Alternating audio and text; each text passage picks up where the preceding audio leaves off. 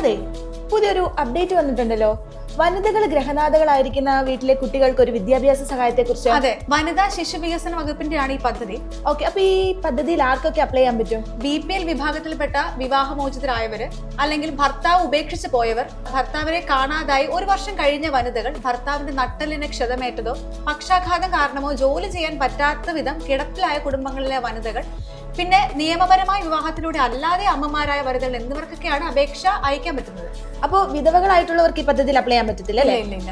അതുപോലെ ഏത് സ്കൂളുകളിലൊക്കെ പഠിക്കുന്ന കുട്ടികൾക്ക് ഇതിൽ അപ്ലൈ ചെയ്യാൻ പറ്റുന്നത്? സംസ്ഥാന സർക്കാർ അല്ലെങ്കിൽ എയ്ഡഡ് വിദ്യാലയങ്ങളിൽ പഠിക്കുന്ന കുട്ടികൾക്കാണ് ധനസഹായം ലഭിക്കുക. കൂടാതെ ഒരു കുടുംബത്തിലെ പരമാവധി 2 കുട്ടികൾക്ക് ഇതിന് അപ്ലൈ ചെയ്യാൻ പറ്റും, അർഹതയുണ്ട് അവർക്ക്. അപ്പൊ ഇത് എങ്ങനെ അപ്ലൈ ചെയ്യാൻ പറ്റുന്നത്? ഓൺലൈനായിട്ടാണ് അപ്ലൈ ചെയ്യേണ്ടത്. www.schemes.wcd.kerala.government.in എന്ന് പറയുന്ന വെബ്സൈറ്റിലൂടെ നമുക്ക് അപ്ലൈ ചെയ്യാൻ പറ്റും. അതുപോലെ തന്നെ കൂടുതൽ വിവരങ്ങൾക്ക് അതത് പ്രദേശത്തെ ശിശു വികസന ഓഫീസറുമായിട്ടോ അല്ലെങ്കിൽ അങ്കണവാടി വർക്കറുമായിട്ടോ സമീപിക്കാവുന്നതാണ്. അപ്പൊ ഇത് അപ്ലൈ ചെയ്യാനുള്ള ലാസ്റ്റ് ഡേറ്റ് അതോടെ പറ.